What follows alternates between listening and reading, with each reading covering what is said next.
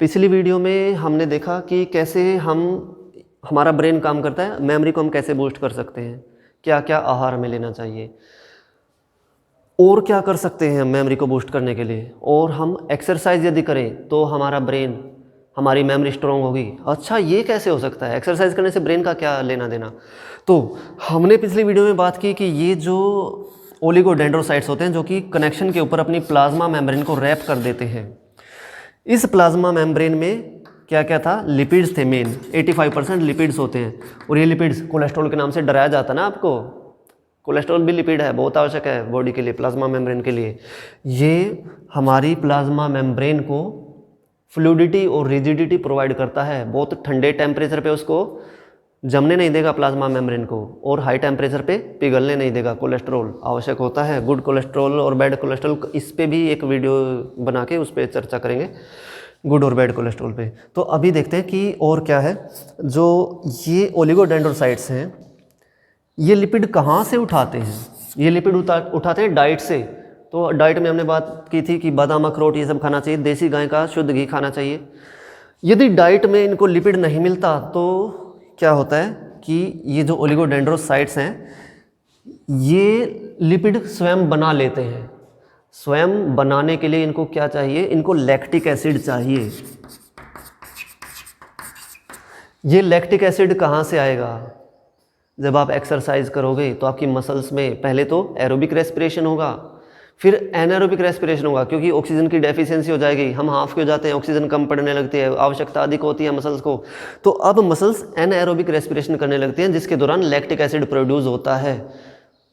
तो lactic acid बनेगा तो ओलिगोडेंड्रोसाइट्स को लैक्टिक एसिड मिल जाएगा और वो प्लाज्मा मेम्ब्रेन बना पाएंगे अपनी, और हमारी मेमोरी स्ट्रॉन्ग हो जाएगी। अब बाधाओं की बात करते हैं। ये पार्ट 2 है उस वीडियो का कि क्या क्या बाधाएं हैं। सबसे बड़ी बाधा चाय, कॉफ़ी, कैफीन। कैसे? तो जो हम कॉफ़ी या चाय, कई करते हैं मैं चाय नहीं पीता। अच्छा, तो क्या पीता हूँ? मैं कॉफ़ी पीता हूँ। अरे वाह! चाय में जितना कैफीन है उससे 10 गुना कैफीन कॉफ़ी में होता है। और मतलब कैसे कैसे पेरेंट्स से बच्चे ने जिद की, मुझे ये खरीदना है। ये एक ब्लू सी कैन है, ब्लू कैन रखी हुई है कोल्ड ड्रिंक वाले के पास, ब्लू कैन, उस पर कुछ छपा हुआ है रेड रेड सा, समझ गए ना क्या? ये पीनी है। और वो उसको पिला रही है। मैंने देखा था इवेंट, मेट्रो स्टेशन पे हुआ था एक बार। एक छोटा बच्चा 4-5 साल का, वो हट कर रहा था कि मुझे ये पीनी है, और दिला दी, कोई बात नहीं। उसको ये नहीं पता कि उसके अंदर कैफीन कितना अधिक है। कॉफ़ी से भी बहुत अधिक 10 गुना कैफीन है उसमें, उस इतनी सी कैन में। मारोगे बच्चे को। कैफीन क्या करता है? हमने कंज्यूम किया कैफीन, हम कुछ भी लिक्विड या सॉलिड कुछ भी कंज्यूम करें, वो यदि पोलर है यानी कि वाटर सोल्यूबल है, तो वो जाता है लीवर के पास। लीवर उसको तोड़ता है, जो भी अड़ंगा है, हमने बकवास की चीज़ें यदि खा भी लिए तो कुछ भी हो, उसका डिटॉक्सिफिकेशन होता है लीवर में। तो कैफीन भी पहुंचता है वहाँ लीवर में। तो कैफीन जब लीवर में पहुंचता है तो वहाँ उसको ब्रेक डाउन कर दिया जाता है बाई साइटोक्रोम एंजाइम्स, P450, बहुत सारे एंजाइम्स होते हैं, वो तोड़ देते हैं उसको, कैफीन को, थियोफिलिन में। अब ये जो थियोफिलिन है ये घूमती फिरती आएगी और ब्लड ब्रेन बैरियर से होते हुए पहुंच जाती है हमारे न्यूरॉन्स तक, थियोफिलिन। और वो थियोफिलिन क्या करती है फिर? देखिए, हमारा ये जो ब्रेन है इसमें यहाँ पर इस मिड और हाइंड ब्रेन में, इस रीजन में एक कॉम्प्लेक्स नेटवर्क प्रेजेंट है, that is known as RAS, reticular activating system. Reticular यानी कि जाल जैसा, एक्टिवेट करने वाला सिस्टम, जो कि हमारे पूरे सेरिब्रल हेमिस्फीयर को जगा के रखता है। इसकी ऐसे इनर्वेशंस जाती हैं पूरे ब्रेन में, इसको अलर्ट रखती है। रेटिकुलर एक्टिवेटिंग सिस्टम हमें जगा के अलर्ट रखता है। और सर्वाइव कौन करेगा? जो सबसे अधिक अलर्ट होगा, जिसकी कॉन्शियसनेस लेवल जिसका अधिक होगा, वही सर्वाइव करेगा। तो कॉन्शियसनेस लेवल हम कैसे घटा लेते हैं? कैफीन हमने पी लिया, उसका थियोफिलिन पहुंचा रेटिकुलर एक्टिवेटिंग सिस्टम के पास और वहाँ पर जाके उसने बाइंड कर लिया A1 रिसेप्टर से, और अब ब्रेन अलर्ट रहेगा। ये जो A1 रिसेप्टर हैं ये क्यों बने हैं? हमारे RAS पर, रेटिकुलर एक्टिवेटिंग सिस्टम पर।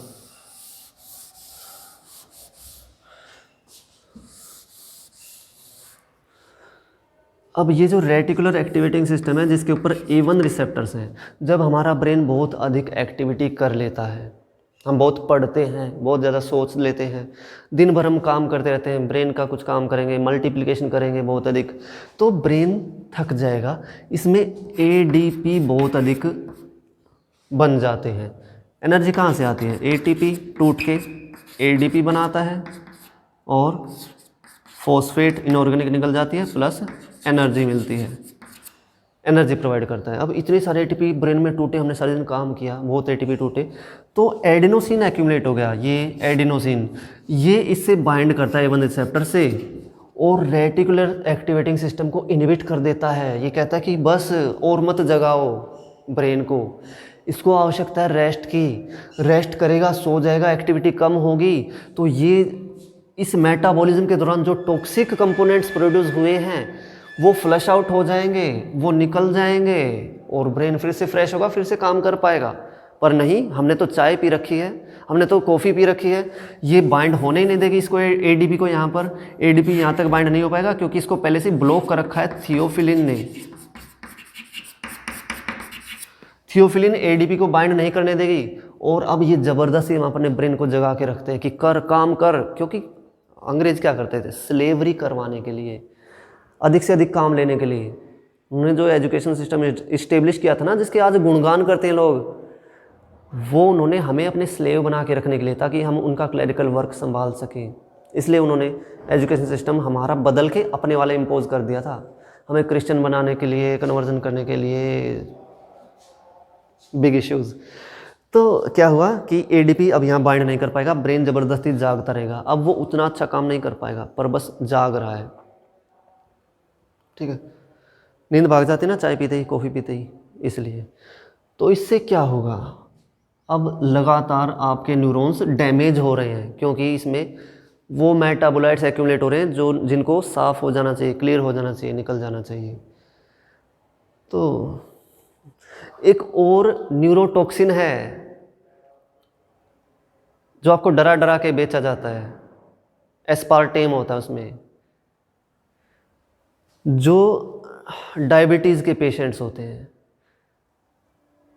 अच्छा आपको मीठा खाना है, हम देंगे आपको मीठा, एस्पार्टेम खाओ आप, एस्पार्टेम, एस्पार्टेम एस्पार्टिक एसिड का डेरिवेटिव है ये एस्पार्टेम, और ये न्यूरोटॉक्सिन है। ये न्यूरॉन्स को स्टिमुलेट करता है मरने के लिए, एपोप्टोज होने के लिए। आप खाए जा रहे हो शुगर फ्री करके, अपने ब्रेन के सेल्स को मारते जा रहे हो। तो चाय मत पियो, कैफीन मत पियो किसी भी तरह, किसी भी फॉर्म में, ना चाय ना कॉफ़ी ना ही वो कैन। सबसे बड़ी बाधा है। दूसरी बाधा क्या है? मॉलीवुड मूवीज़, पता नहीं कहाँ से ऑपरेट होता है। करना तो क्या चाहिए हमें? 25 वर्ष की आयु तक विद्या ग्रहण करनी चाहिए, 26 से 50 तक धन अर्जित करना चाहिए और अपने परिवार को बढ़ाना चाहिए। 51 से 75 की आयु तक हमें अब बहुत हो गया, अब हम सोशल वर्क करेंगे, सामाजिक कार्य करने चाहिए, घूमना चाहिए खूब, ढूंढ ढूंढ के दूर दूर तक रिसर्च करनी चाहिए, एक्सप्लोरेशन करना चाहिए। 51 से 75 घूमते रहो, वानप्रस्थ आश्रम,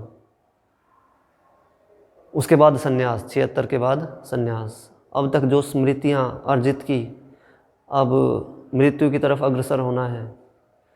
तो वो जो मोह जिसमें हम फंसे हुए हैं, उससे मुक्ति, स्मृतियों से मुक्ति। हमारा जन्म हुआ था, कैसे हम बचपन में अपने छोटे छोटे भाई बहनों के साथ खेले, उनके साथ खेलते हुए बड़े हुए, उसके बाद फिर लाइफ में क्या क्या इवेंट्स हुए, विवाह हुआ, संतान हुई, उन सब स्मृतियों से उनमें न बंध कर उनसे मुक्ति पाना धीरे धीरे, क्योंकि जो शाश्वत सत्य है जिसको हम बदल नहीं सकते, मृत्यु, उसको स्वीकार करना कि हाँ अब जीवन में जो मुझे करना था वो मैं कर चुका हूँ, अब मैं संन्यास लेकर अपने ब्रेन को थोड़ा रिलैक्स दूंगा उन सब चीज़ों से। अब आत्मिक शांति हेतु संन्यास,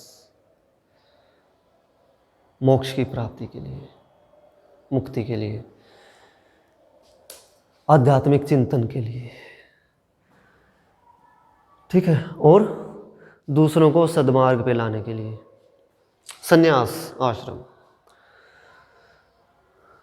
तो दूसरे डिस्ट्रैक्शन की बात मैंने की थी कि मूवीज़ में क्या दिखाया जाता है कि भाई विद्या मत ग्रहण करो, कॉलेज विद्या ग्रहण करने के लिए थोड़ी ना है, हीरो मिलेगा वहाँ, हीरोइन मिलेगी वहाँ, ऐसे बर्बाद करते हैं आपको। तो बॉलीवुड उसके प्रभाव में ना आकर आप जिस कार्य के लिए आए हैं कॉलेज में, अर्थात विद्या ग्रहण करने के लिए, तो विद्या ग्रहण करें अधिक से अधिक, क्योंकि बाद में फिर ना तो समय मिलेगा ना ब्रेन की इतनी कैपेबिलिटी होगी कि आप इजीली सीख सको कुछ नया आफ्टर एंटरिंग इनटू द गृहस्थ आश्रम, ठीक है। तो इसलिए उस डिस्ट्रैक्शन से दूर रहो, अपोजिट से। हीरो हीरोइन कुछ नहीं, ये सब बकवास है। अपने माता पिता के लिए जियो जिन्होंने आपको जन्म दिया, पालन किया 25 वर्ष तक, जीवन भर भी करते हैं वो तो, ठीक है। तो उस डिस्ट्रैक्शन से दूर रहो, पहला चाय कॉफ़ी, दूसरा ये डिस्ट्रैक्शन। और क्या डिस्ट्रैक्शन? सॉन्ग्स। हमारी भाषा को विकृत कर दिया इन्होंने। हमारा जो ब्रेन है ना, वो पता है कैसे काम करता है, किसको ईजिली पकड़ लेता है, वो एक स्पेसिफिक पैटर्न को पकड़ता है। जब पैरेलल ट्रैक्ट बनते ना ब्रेन में, तो वो बहुत इजी होता है ब्रेन के लिए मेमोरी बनाना। और यदि टेढ़े मेढ़े कुछ भी बन रहा है, वो थोड़ा कठिन कार्य होता है। इंग्लिश को आप पहले चैप्टर से लेकर और लास्ट चैप्टर तक ऐसा कैसा स्मरण नहीं कर सकते, परंतु संस्कृत जो है उसमें आप आरंभ से अंत तक एरर प्रूफ ऐसा कैसा स्मरण कर सकते हो। जैसे गीता के अध्याय में अनुष्टुप, गीता में अनुष्टुप का बहुत अधिक प्रयोग किया गया है, तो एक स्पेसिफिक पैटर्न में है, सभी गायन की फॉर्म में है। धर्म क्षेत्रे कुरुक्षेत्रे समवेतायुत्सवः मामकः पांडवाश्चैव किम कुर्वत संजय। तो ये सब जो है ये एक ही पैटर्न में है, अनुष्टुप में है। कॉपी करने का प्रयास तो किया, प्रोसोडी बना के, मीटर्स बना के, पर कैसे करेंगे? शब्द ही नहीं, वर्ड्स नहीं है। इतने हमारे पास संस्कृत में पर्यायवाची शब्द हैं, एक ही शब्द के पता नहीं कितने पर्यायवाची हैं। तो संस्कृत भाषा होनी चाहिए। संस्कृत जो है ये ब्रेन की कोडिंग लैंग्वेज है, पता ही नहीं है किसी को। इंग्लिश के पीछे भाग रहे हैं। क्या मूर्खता है, क्या हो क्या रहा है ये? इतनी घटिया बकवास लैंग्वेज जो हमारे किसी काम की नहीं। हमें पूरा मुंह खोल के अपनी एनर्जी को लिबरेट करना है, हीट एनर्जी को निकालना है अंदर से, क्योंकि हम गर्म प्रदेश में रहते हैं। जब हम संस्कृत बोलते हैं तो पूरा मुंह खोल के बोलते हैं, यदा यदा ही धर्मस्य। तो जो भी है वट एवर, जटाटवी गलत जल प्रवाह पावित स्थले, संस्कृत में फ्लो है, संस्कृत में पैटर्न है, ब्रेन की कोडिंग लैंग्वेज है ये। तो भाषा का ही नहीं पता हमें कि कौन सी भाषा मेमोरी के लिए सर्वश्रेष्ठ है। पैटर्न किसमें एक जैसे बन रहे हैं। सॉन्ग्स तो याद है ना, बॉलीवुड सॉन्ग्स, पता नहीं कितने हजारों लाखों बॉलीवुड सॉन्ग्स, पूरे के पूरे म्यूज़िक, जो पहला म्यूज़िक बजता है उससे लेकर लास्ट के म्यूज़िक तक, और बीच के सारे उसके एक एक शब्द स्मरण रहते हैं। क्यों? क्योंकि ब्रेन एक ही पैटर्न को फॉलो करके शीघ्रता से उसको स्टोर कर लेता है। इसलिए संस्कृत में गायन के माध्यम से सुना सुना के तब स्मृति में स्थापित किया जाता था नॉलेज को। भाषा ही गलत चुनी हमने, इंग्लिश, हिंदी। हिंदी कोई हमारी भाषा है? तो 5वां पॉइंट हो गया भाषा का चयन। We are using a wrong type of language for storing information in our memory.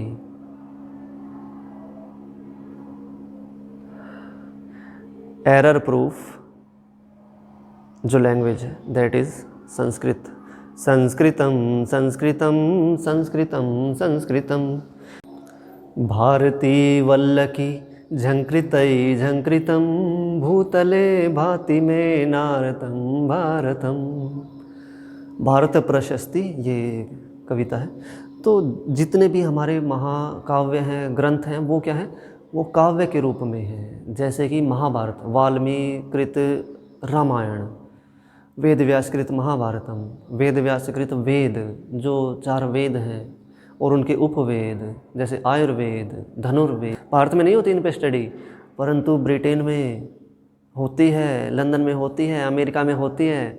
वहाँ के बच्चे संस्कृत पढ़ते हैं, आरंभ से ही पढ़ते हैं, आवश्यक है पढ़ना।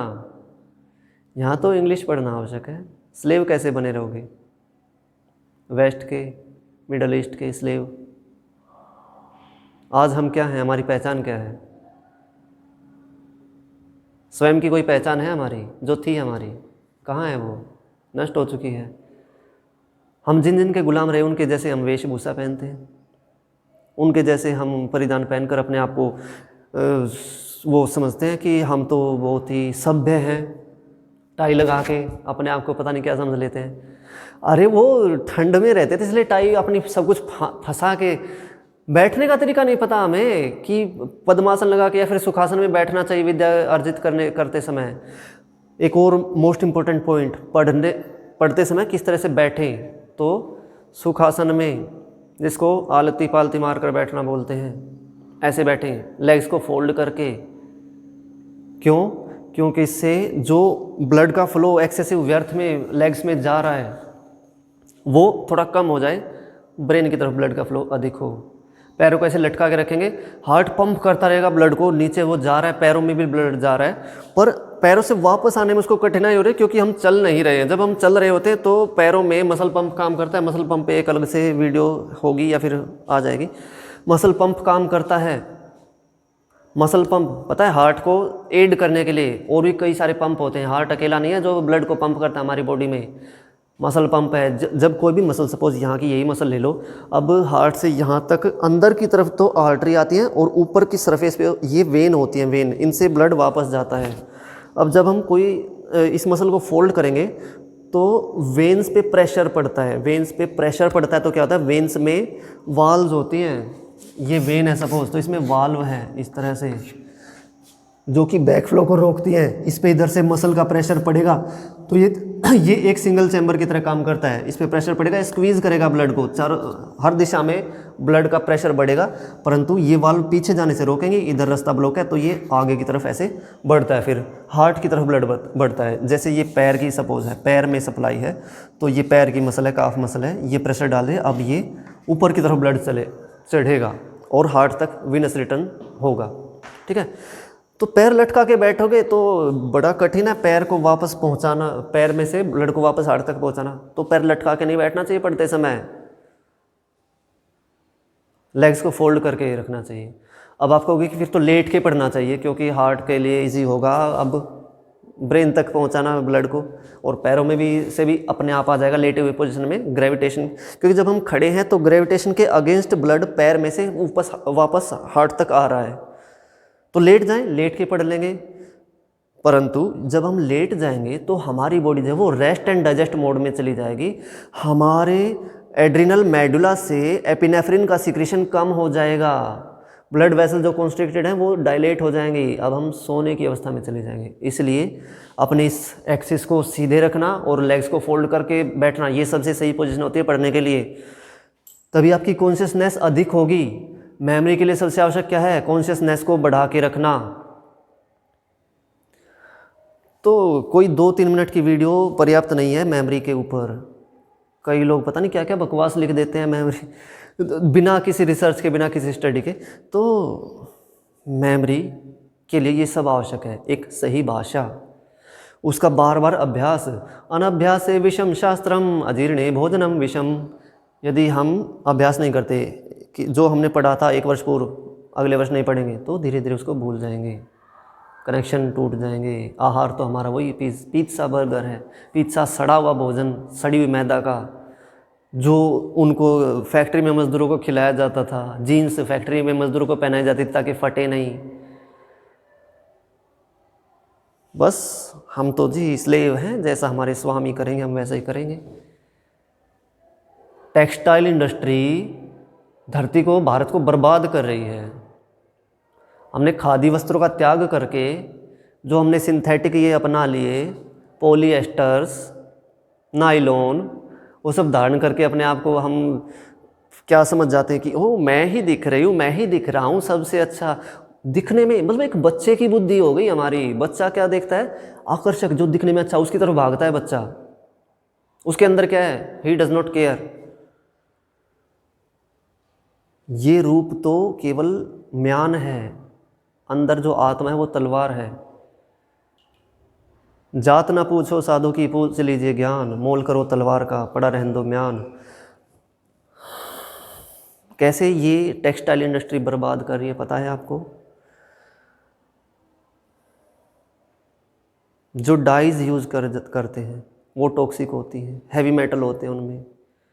नदियों के किनारे टेक्सटाइल इंडस्ट्री लगाई गई, अब नदी का पानी उठाया गया, नदी के पानी में डाई घोली गई, कपड़े को उसमें डुबोया गया, कपड़े को उसको फिर गर्म किया गया, डाई को, उस वाटर को, फिर कपड़े को स्टेन हो गया, उसको निकाल के फिर वॉश किया गया, ब्लीच किया गया, उस सब में भी पानी दूषित हुआ। उसमें उसके माइक्रो फाइबर्स ऐड हुए, उस पॉलिएस्टर के, उस सिंथेटिक फाइबर के माइक्रो पार्टिकल्स वाटर में ऐड हुए, हैवी मेटल्स ऐड हुए, जो डाइज यूज़ की गई उसमें, जो ब्लीचिंग के लिए यूज़ किया गया केमिकल वो टॉक्सिक है। अब वो सारा जो million of tons of water उस टेक्सटाइल इंडस्ट्री ने पोल्यूट किया, उसको नदियों में वापस छोड़ दिया। और यदि किसी ने उसके विरुद्ध आवाज़ उठाई तो बोरवेल करके इतना मोटा भूमिगत जल में उस गंदगी को उतार दिया ताकि जो भी भूमिगत जल पिए वो मर जाए। पहनो रंग बिरंगे कपड़े, खादी मत पहनना, अंग्रेज बन के घूमो। इंडस्ट्री को, किसी गांव में इंडस्ट्री आती है, अरे अब यहाँ पे हमें रोजगार मिलेगा, स्किल तो है नहीं आपके अंदर, तो नौकरी करोगे, नौकर बनोगे, गुलाम बनोगे। अपनी व्यवस्थाएं हमने तोड़ दी सारी। स्किल, हर कोई अपना अपना काम करता था, कोई लोहे का, कोई लकड़ी का, कोई किसी वस्तु का।